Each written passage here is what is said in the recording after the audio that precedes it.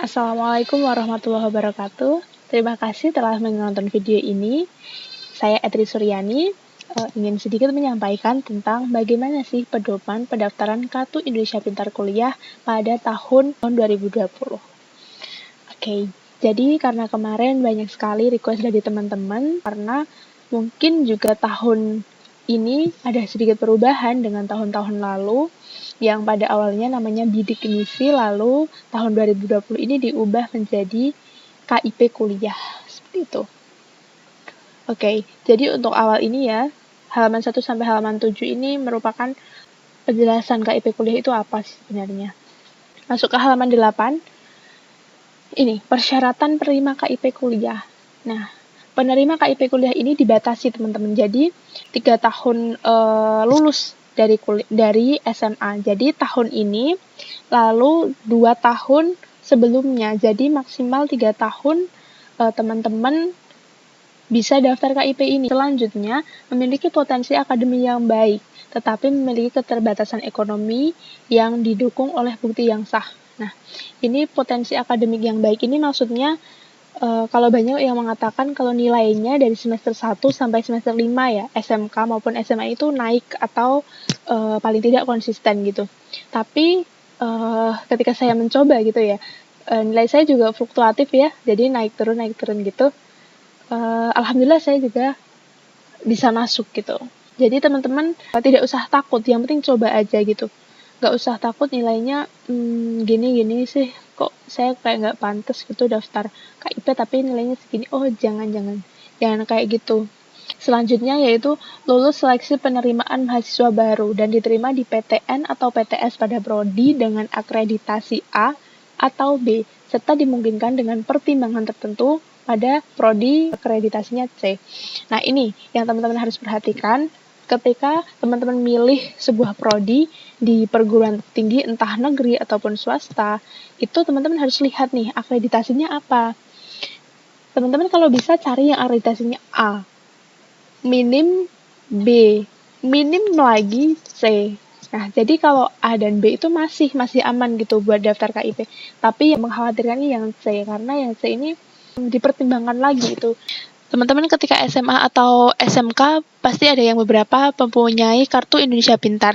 Nah, ini bisa dijadikan alat gitu ya untuk bisa mendaftar KIP kuliah ini gitu. Yang teman-teman dapat kartu, kalau nggak salah itu dapat kartu PKH itu atau KKS itu juga bisa. Nah, serta mahasiswa dari panti sosial atau panti asuhan. Nah, misal teman-teman ada yang dari yang tinggalnya di panti asuhan atau panti sosial itu berkemungkinan untuk bisa daftar KIP kuliah.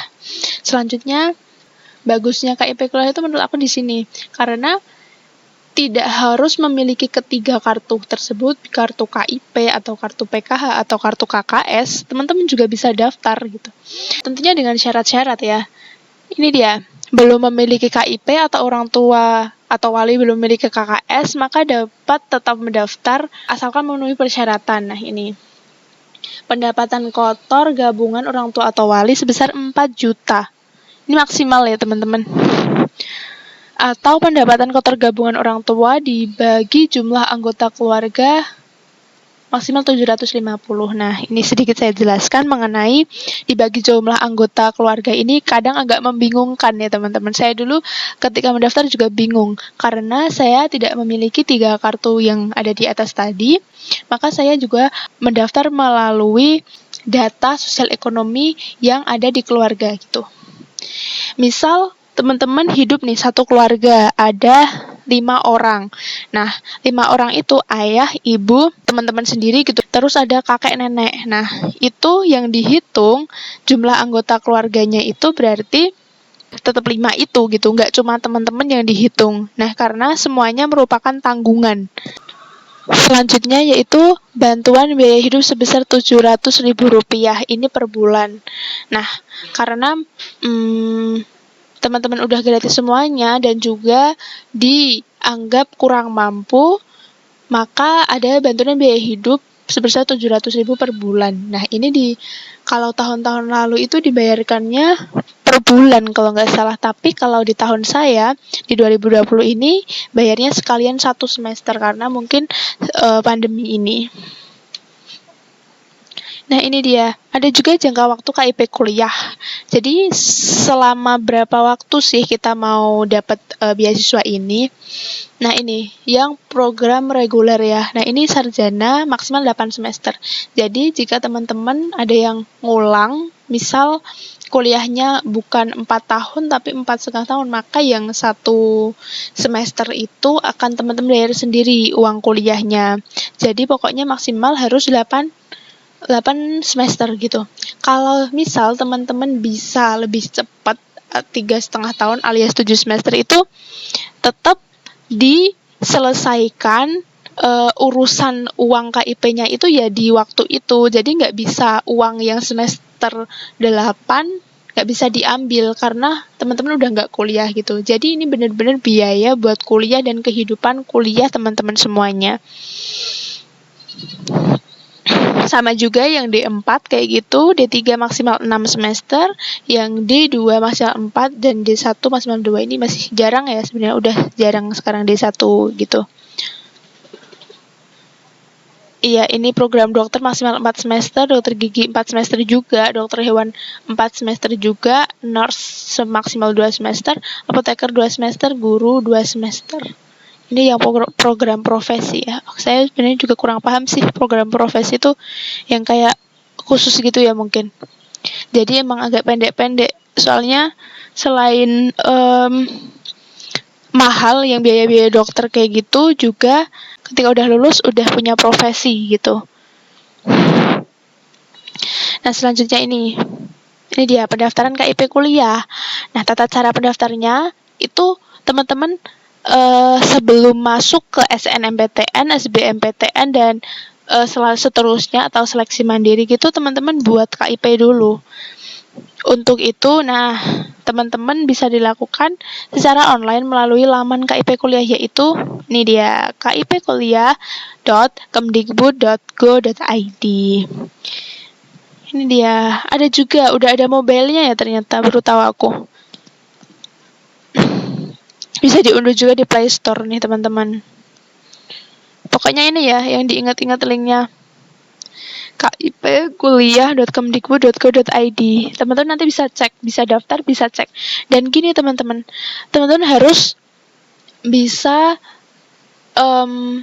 mendata semua yang teman-teman tulis. Misalnya nanti kan ada kayak nomor pendaftaran, sandi, itu teman-teman jangan sampai lupa karena nanti akan repot banget kalau udah lupa. Nanti akan ada verifikasi lagi, akan ada macam-macam pokoknya. Jadi usahain tulis di satu buku. Nah, itu khusus buat KIP ini. Dan juga untuk misal pendaftaran yang beasiswa lain. Misal kalau teman-teman nggak keterima. Jadi harus butuh satu buku, kalau nggak disimpan di Google Drive gitu. Oke, selanjutnya yaitu tahapan pendaftaran KIP kuliah. Ini dia seperti yang saya sebutkan tadi melalui laman KIP itu di sini. Nah, ini dia data-data semuanya harus teman-teman siapkan, dan ini nggak bisa selesai 1 hari, nggak bisa. Ini harus teman-teman persiapkan beberapa hari sebelumnya biar ketika isi-isian semuanya teman-teman bisa gampang gitu, bisa tes gitu terus selesai. Ini dia NIK, NISN, NPSN. Nah, NISN ini ada ya di buku rapot teman-teman biasanya. Terus NIK ya di KTP kalau misal udah punya. Kalau belum punya ya di kartu keluarga nanti ada. Terus NPSN ini nomor sekolah ya. Ini teman-teman bisa cek di Google. Di Google ada. Kalau misal nggak ada, teman-teman tanya aja di BK sekolahnya masing-masing. Selanjutnya ada alamat email. Nah, ini alamat email ini nanti yang akan digunakan untuk pengumuman. Misal nanti kirim sandi, kirim apa gitu nanti lewat alamat email. Jadi satu aja ya, satu email yang teman-teman fokusin buat pendaftaran KIP kuliah ini. Nah, selanjutnya ini melakukan validasi NIK, NISN, dan NPSN serta kelayakan mendapatkan KIP kuliah. Nah, ini udah diatur sama sistem ya. Yang penting teman-teman mencantumkannya dengan benar, juga jangan sampai bohong. Misal isi data diri, isi data ekonomi itu jangan sampai bohong.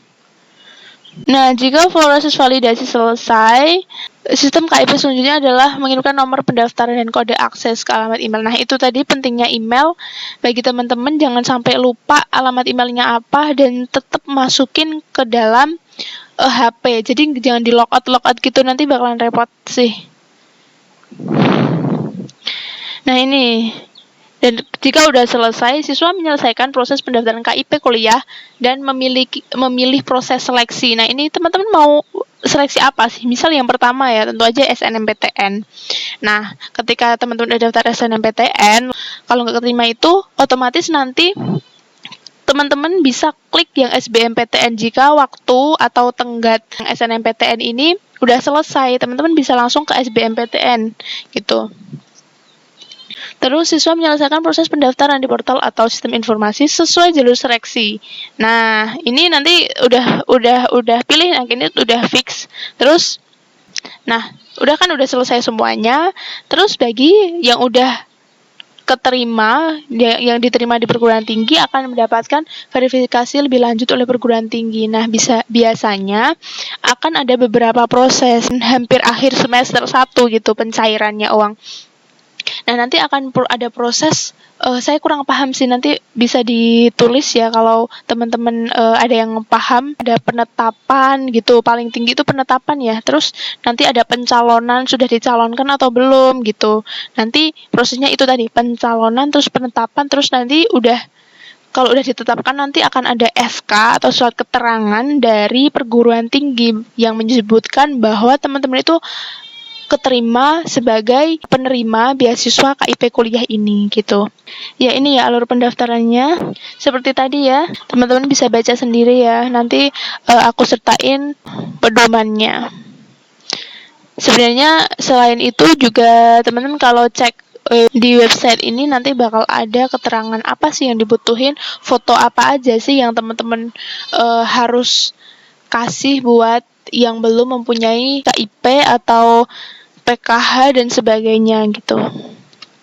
Saya yakin kalau ini masih banyak banget ya kekurangan dari video yang bisa saya jelaskan. Oleh karena itu, mohon sekiranya teman-temannya udah tahu dan lebih paham daripada saya untuk bisa memberikan komentar. Cukup sekian dari saya. Bila banyak kesalahan dan saya yakin banyak sekali kesalahannya, saya mohon maaf dan mohon teman-teman berkenan memberikan perbaikan. Wassalamualaikum warahmatullahi wabarakatuh. See you.